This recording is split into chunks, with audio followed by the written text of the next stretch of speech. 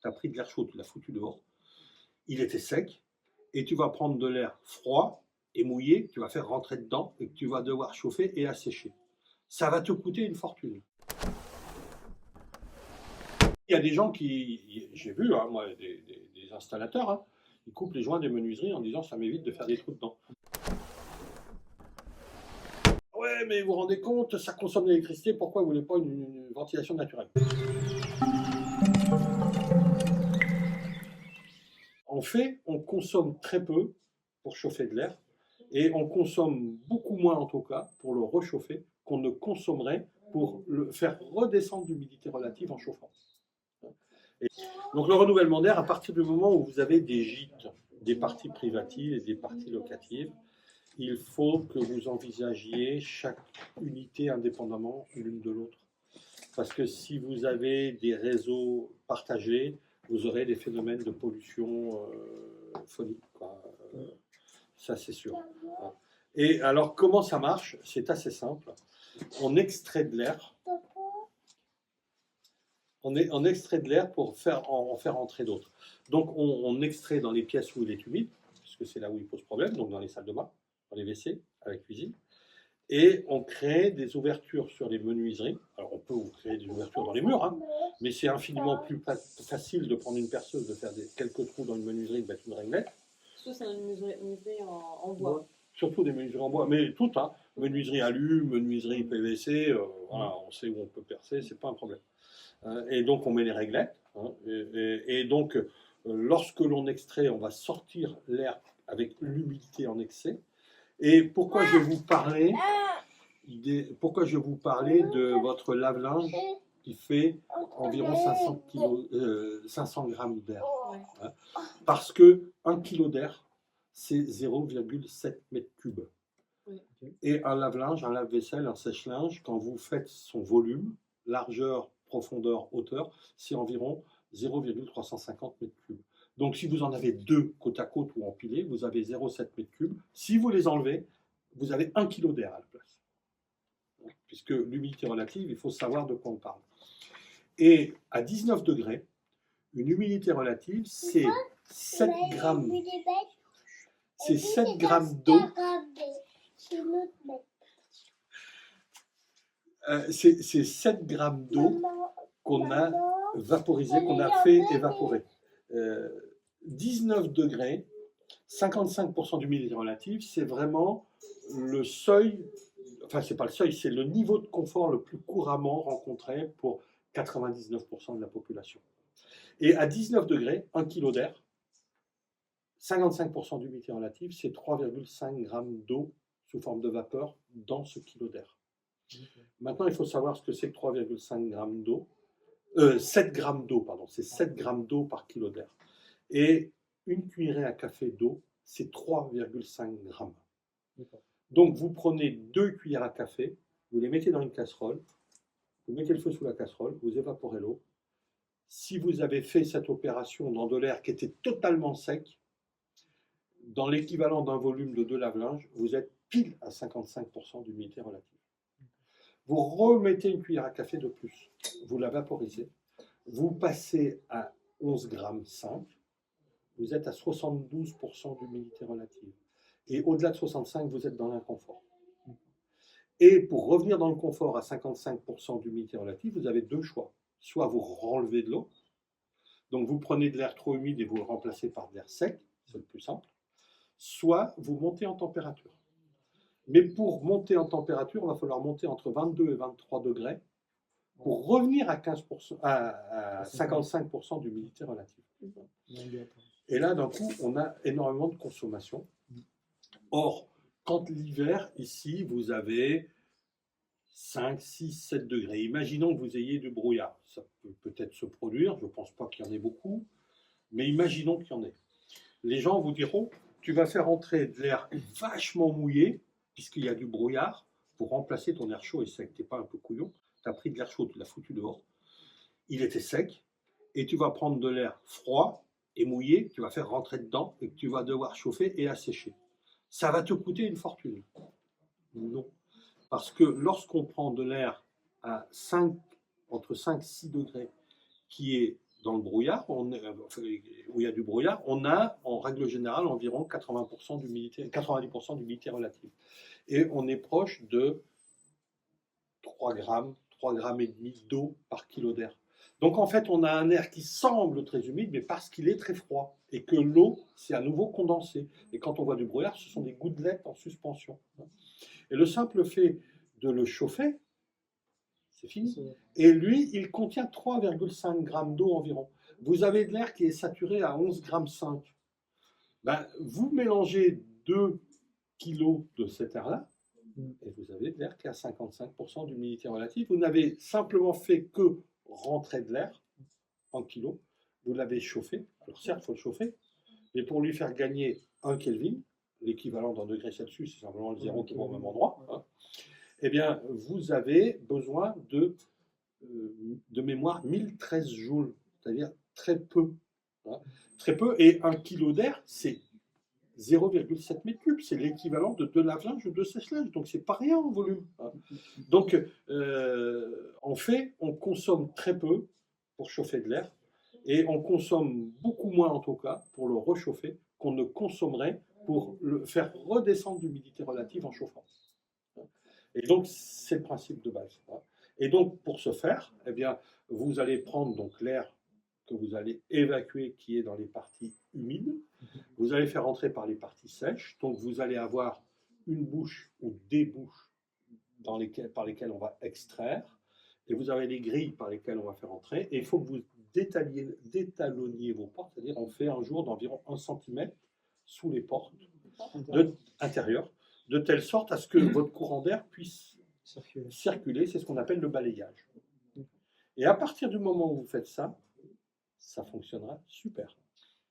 Et par rapport aux problématiques de bruit, en fait, si on veut isoler le bruit entre des pièces avec ce centimètre de jour en dessous. Il faut faire l'entrée-sortie au sein d'un îlot fermé. Il faut un îlot fermé.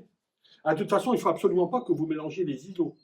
Ouais. Ni déjà les îlots, de toute façon, ils ne seront pas mélangés. De toute façon, ils sont séparés. Ils sont séparés. Ouais. Mais il faut. Contre les chambres, en fait, par exemple. C'est. Alors vous avez les escaliers, là. Vous allez avoir du mal, par exemple celui-ci. L'escalier. On a effectivement un passage. Alors après, on peut aussi mettre des grilles dans les portes et on a des grilles avec piège à son. Donc ça peut se faire aussi. Là, on a des porte-bois qui pourraient l'intégrer. Maintenant, je ne suis pas sûr que ça va changer vos portes telles qu'elles sont. Je ne suis pas sûr que les détalonner d'1 centimètre, ça va changer grand-chose au niveau du passage du bruit. Hein. Je pense que tout passe à ouais, je ne suis pas sûr que ça. C'est pas des portes. Honnêtement. Hein. C'est pas des portes phoniques en fait que vous avez. J'ai vu mon papa poser des portes phoniques entre une porte classique qui est assez légère et qui sonne creux. Non, par contre, ça vaut vraiment phonique. Une porte phonique, on sait qu'elle est phonique. Hein. On la prend déjà, c'est pas la même chose. Ah non, et puis elle a un joint tout autour, etc. Donc frotte souvent. Après, petit à petit, en fonction des travaux que vous ferez, gîte par gîte, etc., vous améliorez peut-être le système des portes, vous aurez changé les menuiseries extérieures, peut-être gîte par gîte aussi, peut-être que vous n'allez pas tout faire d'un coup. Donc pensez vis-à-vis des menuiseries. Oui. Vu qu'aujourd'hui, les menuiseries souvent ont une aération intégrée, est-ce que pour l'entrée d'air, la menuiserie n'est pas suffisante? Non, elles n'ont pas de ventilation intégrée, les menuiseries. Pas une ventilation, mais elles ont une entrée d'air. Ils ont une entrée d'air qui est obligatoire aujourd'hui. Oui. C'est un système de balayage en fait. Ouais. L'humidité à l'intérieur. C'est en fait la même chose que la chaleur. Par exemple, si vous faites le feu là, il ne va pas arriver là-bas naturellement dès lors qu'il n'est pas tiré. Elle s'auto-suffit. D'accord. Mais elle n'est pas. Non. Alors après, il y a des gens qui. J'ai vu, hein, moi, des installateurs. Hein, ils coupent les joints des menuiseries en disant ça m'évite de faire des trous dedans. Donc, on voit tout. Hein. Non, dès lors que dans les pièces humides, du coup, toilettes, alors cuisine, mais bon, pas forcément, ça c'est valable pour la maison, cuisine, toilette, salle de bain, vous avez là les extractions, du coup, dans les pièces humides, la VMC au-dessus, un endroit qui va faire le moins de bruit, etc. Les bouches qui sortent de là, du coup, fenêtres et portes d'entrée avec une réglette, et pas dans chaque fenêtre, si on a plusieurs dans une pièce, etc.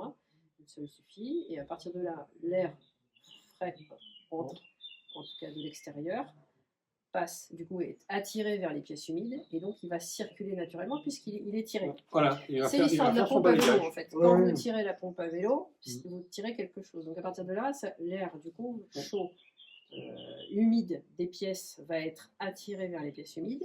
Et donc ça va attirer du coup, c'est une histoire de Oui. pression, ça va attirer de l'air de l'extérieur puisque vous tirez de l'intérieur pour sortir l'air Ouais, humide. vous créez une dépression, Vous donc créez le circuit, voilà. ça passe, ça rentre par le haut du coup, Oui. des fenêtres et portes, ça descend dans les pièces puisque ça doit passer sous les portes étalonnées.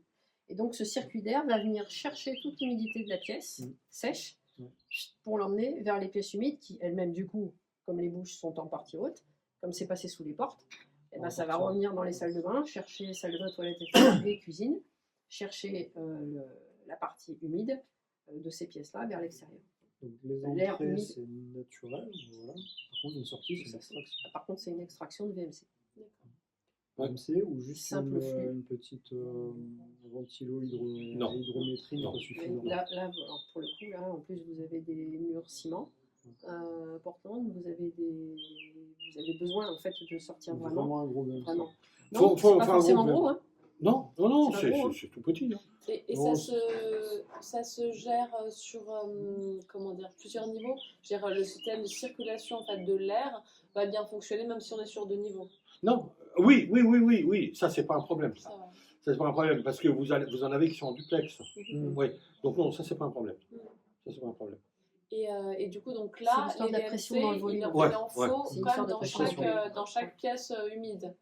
Il faut une extraction dans chaque pièce humide, mais on a une unité de fonctionnement qui est commune au groupe, enfin à l'élément.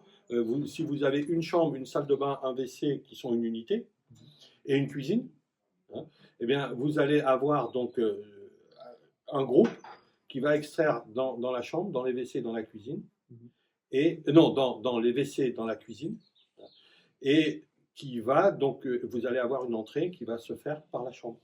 Ouais. Et donc, Il y c'est a 2 une. sorties quand même, avec une pour chaque pièce humide. Ouais, pour chaque C'est pièce ça. humide. Et si vous avez une salle de bain, un WC, une cuisine, vous avez 3 sorties.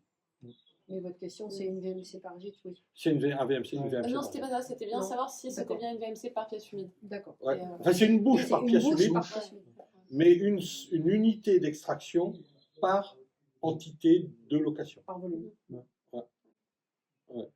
Et donc, ça doit fonctionner à temps continu. Et 24 heures sur 24, 365 jours par an, ça ne s'arrête pas. Il ne faut pas l'arrêter, comme ça évite d'oublier de la remettre en route. Si elle est bien calibrée, si elle est bien installée, ça ne fait pas de bruit, on ne l'entend pas. Et ça coûte rien en électricité. Et ouais, ça consomme 10 watts. 12, là, ça va être des petites unités, 10 watts, 12 watts de l'heure, c'est que dalle, quoi. Il faut, je sais plus, presque un mois pour bouffer 1 kilowatt. Quoi. Donc, c'est dérisoire.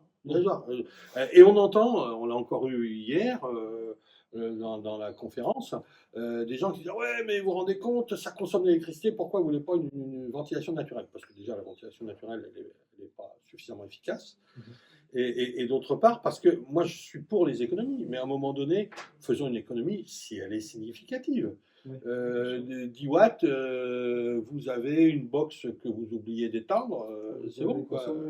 Voilà. Parce que l'économie, ça doit être globalement. Là, on va peut-être faire une économie, sauf qu'en fait, par ailleurs, on va surconsommer. On va surconsommer. Et si vous ne renouvelez pas et que vous êtes avec une forte émission de vapeur d'eau, vous risquez des condensations, des moisissures qui vont dégrader, etc. Donc, à un moment donné. Ce qu'on perd d'un côté, ce qu'on gagne de l'autre éventuellement, potentiellement, on le perd de l'autre. Ouais, et on perd souvent Et vos plus. clients ne seront pas forcément satisfaits non plus, parce que c'est pas confortable.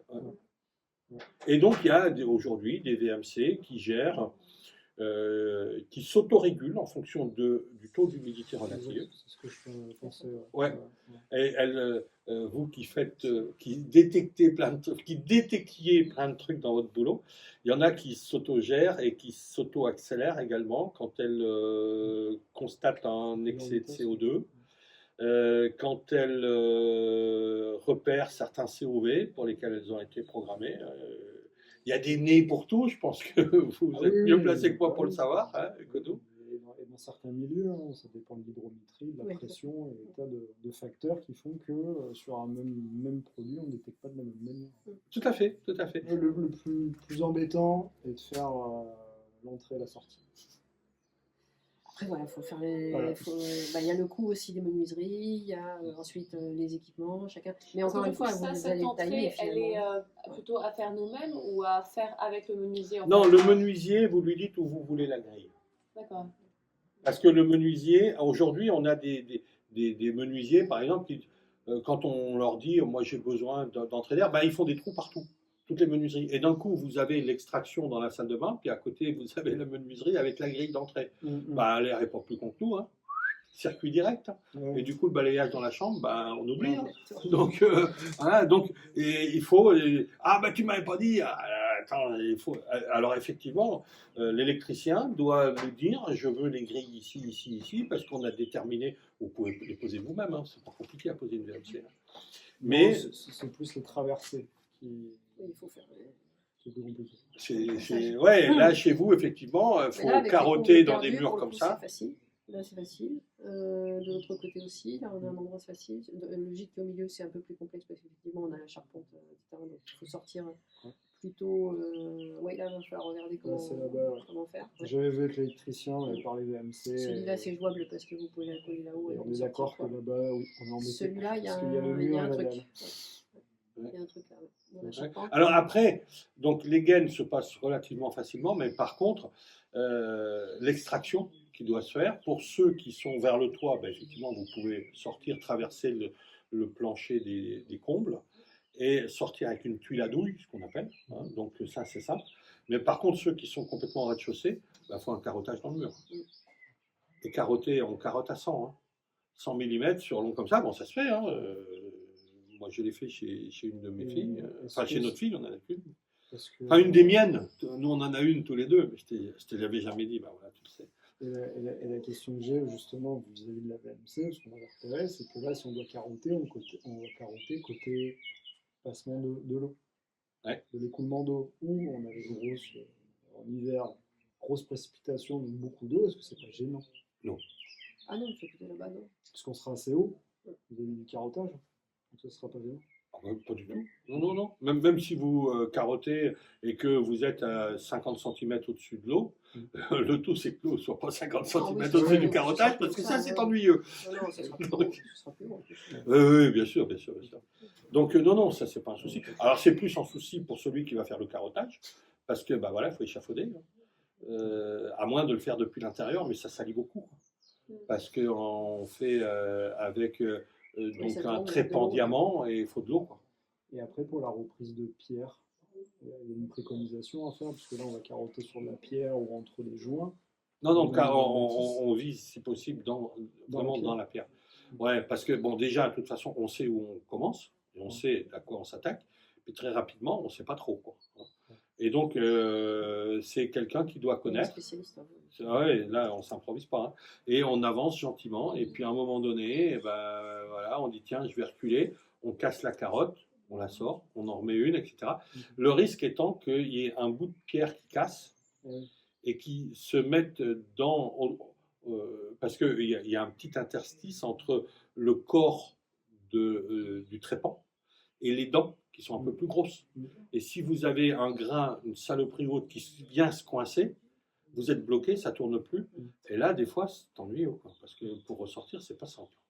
Et la finition là-dessus, parce que là, on va attaquer de la pierre. Ouais. Finition pour l'étanchéité. Là, du coup, vous mettez votre grille, en fait. Tu vois la grille. Mais après, derrière, on met juste la grille, c'est-à-dire mais là, vous prévoir quelque chose pour la finition. Là, vous allez avoir votre groupe d'extraction qui va être là. Extérieur. Non, qui va être installé, mais qui va vous amener l'air. Là, vous allez enfiler votre gaine là-dedans. Directement. Ou éventuellement, si vous voulez pouvoir intervenir, les changer, vous mettez une gaine rigide de même diamètre, PVC ou autre. Vous faites votre joint de maçonnerie autour. Ouais, c'est un joint de maçonnerie. C'est un joint de maçonnerie. D'accord, ok. Ouais. C'est ça que je. Non, c'est un joint de Et maçonnerie. le boîtier à l'intérieur, la boîte à l'intérieur dans un coffrage. D'accord. Ouais. Et puis, avec votre gaine, vous venez la fermer dessus avec un collier. Puis voilà. Puis derrière, à l'extérieur, vous avez une grille par insecte et anti-mésange, parce qu'autrement, elles adorent faire leur nid là-dedans.